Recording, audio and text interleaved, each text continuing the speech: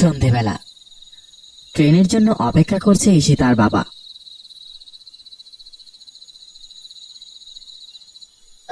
কিরে মা ঈশিতা, এত দেরি হচ্ছে কেন? অন্ধকার হয়ে এসেছে তো। বাবা, আমার আগের ট্রেনটা মিস হয়ে গেছে, এখন পরের ট্রেনে উঠেছি। তুমি আমার জন্য অপেক্ষা করো না, আমি বাড়িতে নিজেই চলে আসব। না না না না না, আমি এখানে অপেক্ষা করছি, তুই তাড়াতাড়ি আয় মা। কিন্তু আমার পৌঁছতে পৌঁছতে তো রাত হয়ে যাবে মনে হচ্ছে, তুমি পারবে?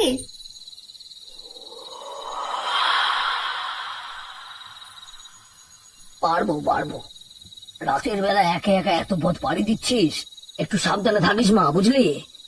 আচ্ছা বাবা, তুমি চিন্তা করো না, আমি খুব তাড়াতাড়ি তোমাদের কাছে চলে আসছি। আয় আয় আয়, কতদিন তোকে দেখি না রে। বাবা, তুমি তোমার রাতের ওষুধটার সাথে এনেছো তো? হ্যাঁ হ্যাঁ মা, এনেছি। তবে তা তাড়াতাড়ি খেয়ে নাও, বুঝলে? কোনো ওষুধ মিস করা যাবে না। আচ্ছা, তুমি তাহলে ওষুধ খেয়ে নাও, আমি রাখছি। ঠিক আছে রে মা, ঠিক আছে।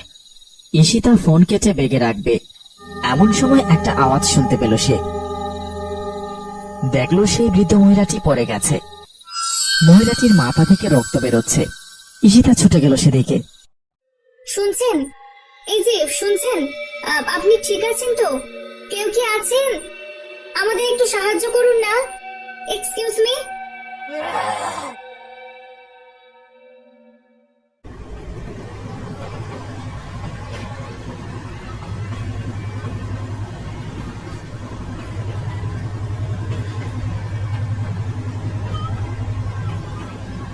ঈশিতার বাবা স্টেশনে ঝিমোচ্ছে, চারপাশে নেমেছে অন্ধকার।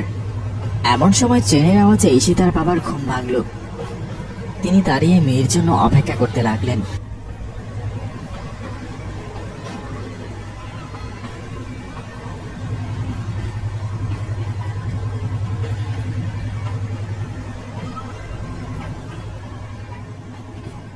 যাক, ওফ, এলি তুই।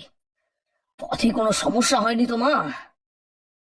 আরে, তোর চোখের কি হয়েছে সীতা? এত লাল হয়ে আছে কেন চোখ? হ্যাঁ, কোনো সমস্যা হয়েছে নাকি চোখে? ঘুমে চোখ লাল হয়ে আসছে বাবা। ঘুমের জন্য এত লাল হয়ে আছে? এখানে থাকতে ইচ্ছা করছে না, চলো বাড়ি যাই। হ্যাঁ হ্যাঁ, তাই চল। খুব ক্লান্ত হয়ে গেছিস মনে হচ্ছে, বাড়িতে গিয়ে রেস্ট নিলে সব ঠিক হয়ে যাবে, বুঝলি? চল চল চল চল। কেমন আছিস মা তুই? কতদিন পর দেখলাম তোকে, কি শুকিয়ে গেছিস দেখছি। ভালো আছি, তুমি ভালো আছো? আরে তাই তো, ভুলেই গিয়েছিলাম।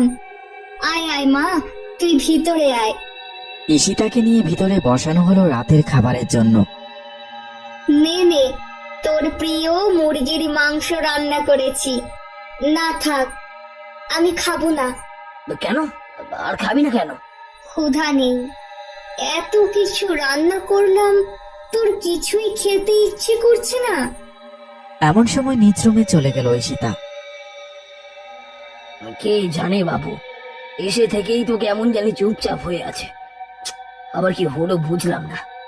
আরে কিছুই হয়নি, একটু ক্লান্ত মনে হচ্ছে। তুমি খাও।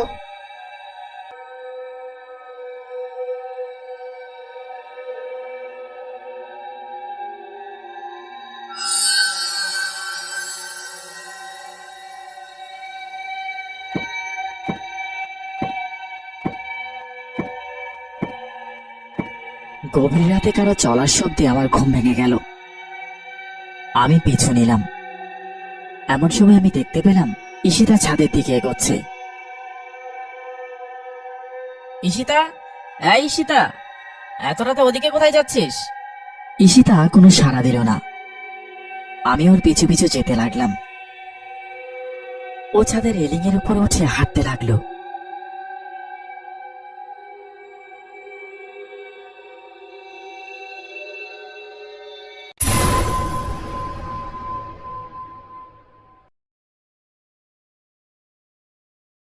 কিরে, ওঠ। এই মিশু, মিশু। আর একটু ঘুমাতে দাও মা। আর ঘুমোতে হবে না, ওঠ, উঠে মুখ ধুয়ে আয়। হ্যাঁ হ্যাঁ, আসছি। আমি উঠে গেলাম খাবার টেবিলে। সামনে বসে আছে ঈশিতা। ওকে দেখে গতকাল রাতের কথা আমার মনে পড়ে গেল। কি রে ঈশিতা, এখনো কি ক্লান্তি কাটেনি নাকি? খাচ্ছিস না যে? খাবার বোধ হয় পছন্দ হচ্ছে না ওর। তুই কি খাবি মা? আমাকে বল। আর কি খাবে? প্রতিদিনই তো ওর পছন্দেরই খাবার রান্না করছি, তবুও তো খাচ্ছে না। আমি মাছ খাবো। মাছ? তুই না মাছ খাস না, এখন হঠাৎ? আগে খেতাম না, এখন খাই। আচ্ছা আচ্ছা আচ্ছা, তবে কি মাছ আনবো মা? ইলিশ মাছ। আমি ইলিশ মাছই খাবো। তোমরা যদি আমাকে খাওয়াতেই চাও তাহলে ইলিশ মাছই খাওয়াবে। আচ্ছা আচ্ছা, ঠিক আছে, রাগ করিস না মা। আমি আজই ইলিশ মাছ নিয়ে আসবো। কিন্তু তোর চোখের লাল রংটা তো যাচ্ছে না রে। আবার কোনো সমস্যা হলো নাকি? ডাক্তার দেখাবি? না। আমার মনে হয় বাইরে একটু রোদে হাঁটাহাঁটি করলে, সূর্যের আলো পড়লে সব ঠিক হয়ে যাবে।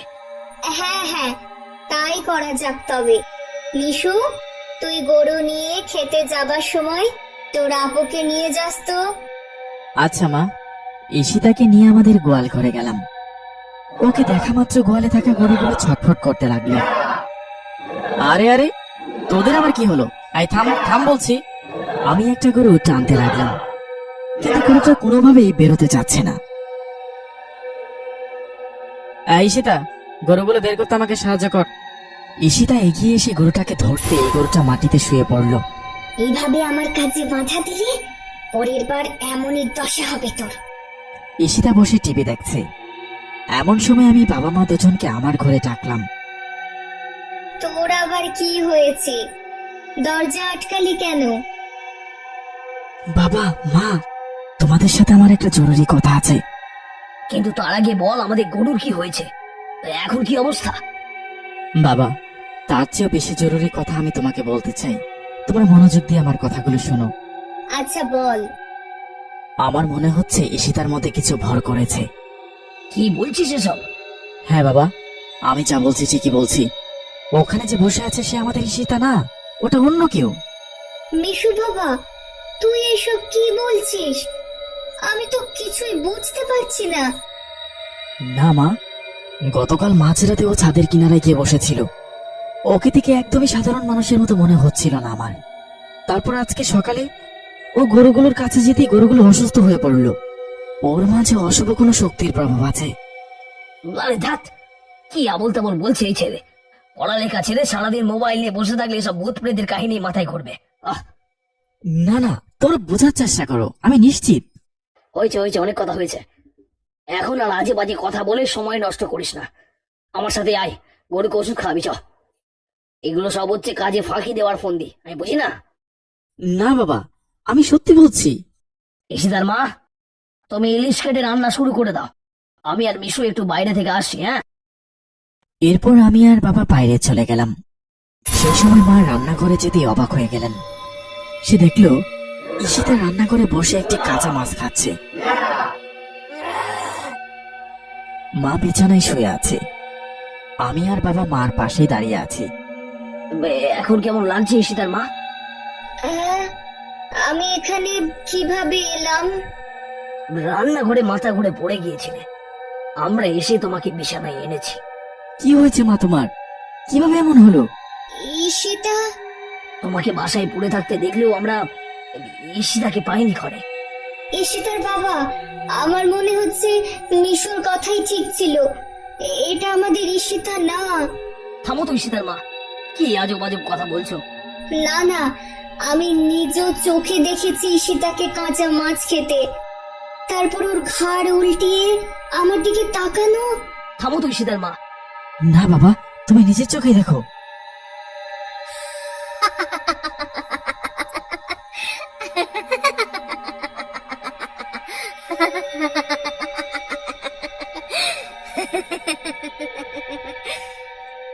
হায় হায় রে, হে কি হলো আমার মেয়ের?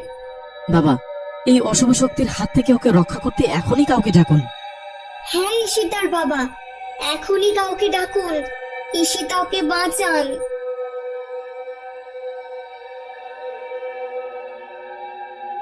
ঈশিতা যে গাছটিতে উঠেছে সে গাছের পাশে উঠোনে বসে আছি আমরা। মাঝখানে আগুন জ্বালিয়ে বসে আছে একজন কবিরাজ। আমরা সবাই ভয়ে ভয়ে তাকিয়ে আছি ওর দিকে। আমাকে কিচ্ছু করতে পারবি না তোরা, কিচ্ছু না। এই নাম বলছি, নাম। এখন এই গাছ থেকে নেমে পড়, নাম। না না, আমি নামবো না। তাহলে এমন সময় গাছটিতে পানি ছিটিয়ে দিল কবিরাজ। সাথে সাথে চিৎকার করে কেঁদে উঠল ঈশিতা। ছেড়ে দে আমাকে, ওই পানি আর ফেলবি না বলছি। ভালোই ভালো নেমে যায় গাছ থেকে, ছেড়ে দে ওই মেয়ের শরীর, তাহলে এইভাবেই কষ্ট পেতে হবে তোকে। হ্যাঁ, না, আমি নামবো না। আর যদি তবুও তুই না থামিস, আমি এই মেয়েকে এখানেই মেরে ফেলবো। না না ঈশিতার বাবা, তুমি কিছু করো। থেমে যান ভাই, থেমে যান। আমার মেয়েকে মেরে ফেলবে ওই আত্মা, কাজে বাধা দিবেন না ভাই। ওই আত্মার কথায় ভয় পেয়ে গেলে আপনার মেয়েকে রক্ষা করা যাবে না। চলে যা, চলে যা তুই এখান থেকে, ছেড়ে দে আমাকে। বলতে না বলতে কবিরাজ আবার পানি ছিটিয়ে দিলে। সাথে সাথে ও চিৎকার করে এক লাফে নেমে এলো মাটিতে। কবিরাজ একটি মন্ত্র পাঠ করা মাত্র ঈশিতা ছিটকে পড়ল মাটিতে। এবার কবিরাজ একটি পাত্র নিয়ে এগিয়ে গেলেন ঈশিতার দিকে। ভয়ে ও পিছিয়ে যেতে লাগলো। না না, ওই পানির ছিটা দিস না আমাকে। তাহলে বল, বল তুই কেন এই মেয়ের শরীর দখল করে রেখেছিস? হ্যাঁ বল। আমার প্রতিশোধের জন্য একটা শরীর প্রয়োজন ছিল, তাই আমি এই মেয়ের শরীর ব্যবহার করেছি। কিসের প্রতিশোধ? হ্যাঁ কিসের? একবার আমি ট্রেন দিয়ে যাচ্ছিলাম আমার গ্রামের বাড়িতে। সেই সময়টাতে আমি একাই একজন যাত্রী ছিলাম। রাতের অন্ধকারে সেই সুযোগ নিয়ে ট্রেনের দুজন লোক আমাকে করে। এত ভয়ঙ্কর অপরাধ করার পরেও ওদের শাস্তি হয়নি, ওরা আমাকে ছেড়ে দিল না। সেই ট্রেনেই খুন করে তারা আমাকে ফেলে দেয় একটি পাহাড়ি অঞ্চলে। আমার লাশটাও কেউ খুঁজে পেল না। আর ওদের শাস্তির ব্যবস্থা তো দূরের কথা। আর তাই আমি নিজের প্রতিশোধের জন্য অপেক্ষা করতে লাগলাম। দীর্ঘ 7 বছর অপেক্ষার পর একজন মেয়েকে পেলাম, যে কিনা আমারই মতো একা একা গভীর রাতে ট্রেনে ভ্রমণ করছিল। আর সেই সুযোগে আমি ওর শরীর ব্যবহার করে আমাকে হত্যা করা সেই অমানুষগুলোকে মারতে সক্ষম হই। তাহলে প্রতিশোধ নেবার পর কেন তুই ওর শরীর ছেড়ে দিলি না? আমি শুধু চেয়েছিলাম কিছুদিন ওর শরীরটা ব্যবহার করতে। অনেকদিন পর মানুষ হয়ে বেঁচে থাকার স্বাদ জেগেছিল আমার, কিন্তু ওর অথবা ওর পরিবারের কোনো ক্ষতি করার ইচ্ছা আমার ছিল না। কিন্তু তোকে তো এখন ছেড়ে দেওয়া যাবে না। না না, আমাকে বন্দি করো না। আমি দীর্ঘ 7 বছর পর এখন নিজের আত্মার শান্তি ফিরিয়ে এনেছি। এখানেই আমাকে মুক্ত হতে দাও। কিন্তু তুই যে আবারও কোনো মেয়ের শরীর দখল করবি না, এটার কি প্রমাণ আছে? হ্যাঁ, এখনই আমি মুক্তি হতে পারবো এই পৃথিবী থেকে।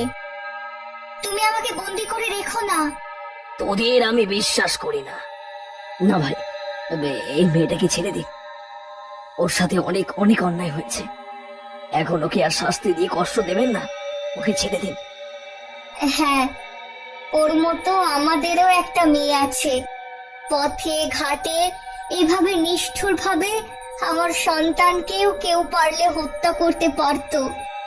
তাই এই মেয়েটার প্রতি আর কোনো অন্যায় আমরা করতে পারি না। আপনারা যদি তাই চান তাহলে তাহলে ঠিক আছে, তাই করছি। অসংখ্য ধন্যবাদ আপনাদের। আমার পরিবার থাকলে হয়তো তারাও আমাকে এভাবেই আঁচড়ে রাখতো। ভালো থাকবেন। ঈশিতার কাছ থেকে আমি ক্ষমা প্রার্থী। একটা বাতাসের মাধ্যমে চলে গেল আত্মাটি। ঈশিতা অজ্ঞান হয়ে পড়ে আছে।